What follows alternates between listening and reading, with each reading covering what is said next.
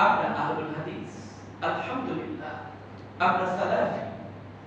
আমরা আমাদের আমলগুলো চেষ্টা করি যতভাগ সম্ভব, শতভাগ না হলেও ততভাগ যেন কোরআন এবং সুন্নাহের কাছাকাছি যায়। আমাদের ব্রেইনটা এই কথা মেনে নিয়েছে যে সালাতে জোরে আমিন বলা, বুকে হাত বাঁধা, রব্বুল ইয়াদাইন করা, এটা হচ্ছে আলে হাদিসদের অন্যতম বৈশিষ্ট্য। এটা একমাত্র বৈশিষ্ট্য নয়, এবং গবেষণা করলে কষ্ট লাগতে পারে।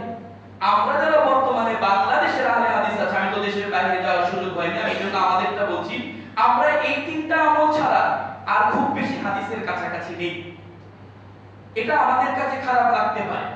আমাদের আত্মাটা, সবচেয়ে বড় কথা, পরিশুদ্ধ আত্মা হয়নি এই কুরবানি দিতে।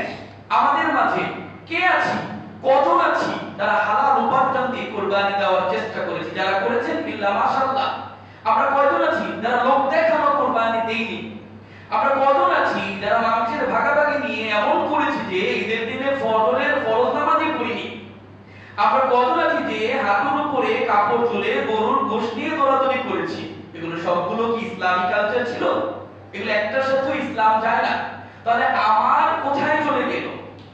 আমি যে প্রাণীটাকে এনেছি সেটার প্রতি আমার কি সুন্নাহ আচরণ হয়েছে কিনা? যদি এগুলো সবগুলো হয়ে থাকে তবে আমার কুরবানি হতো ইব্রাহিম আলাইহিস সালাম যেভাবে তিনি আমাদেরকে শিক্ষা দিয়েছিলেন। রাসূল সাল্লাল্লাহু আলাইহি সাল্লাম তার গোটা জীবনে তিনি আত্মাকে আল্লাহর দিকে ধাবিত করেছেন।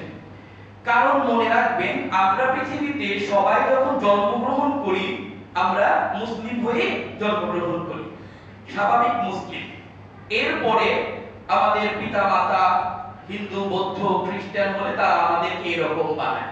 আরেকটা জিনিস যেটা হাদিসে নাই তা আমাদেরকে বুঝতে হবে, সেটা হলো আমরা কিন্তু যারা মুসলিম পরিবারে জন্মগ্রহণ করি, সমাজ আমাদেরকে অনেক সময় ইসলাম থেকে দূরে সরিয়ে দেয়। এটা কেউ আলোচনায় আনে না। সমাজ, মুসলিম সমাজ আমাদেরকে ইসলাম থেকে দূরে সরায়, সো-কল মুসলিম সমাজ। আমি একটা উদাহরণ টানি। এই ফরাজি কান্দাকে 10 বছর ধরে চিনি, শুধু এই এলাকার কথা বলছি।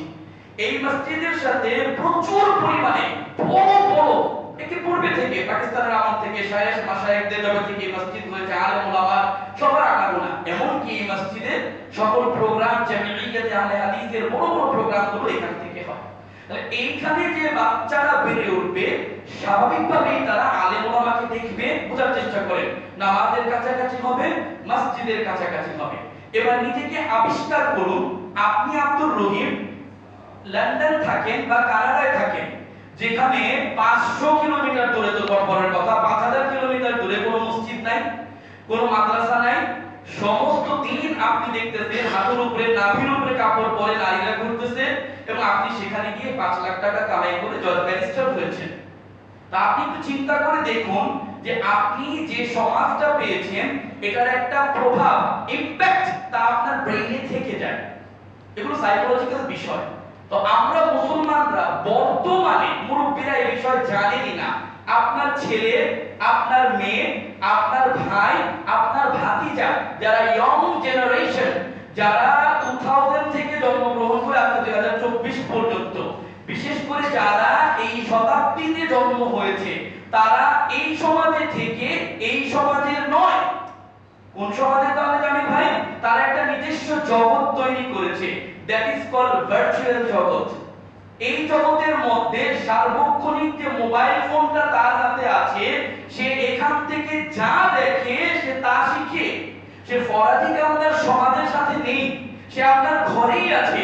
কিন্তু 3 ঘন্টা যখন আপনার ঘরে আছে আপনার ছেলেটা, আপনি আপনার গিন্নির সাথে, ওয়াইফের সাথে কথা বলছেন, ও একটা কথাও শুনে নেন।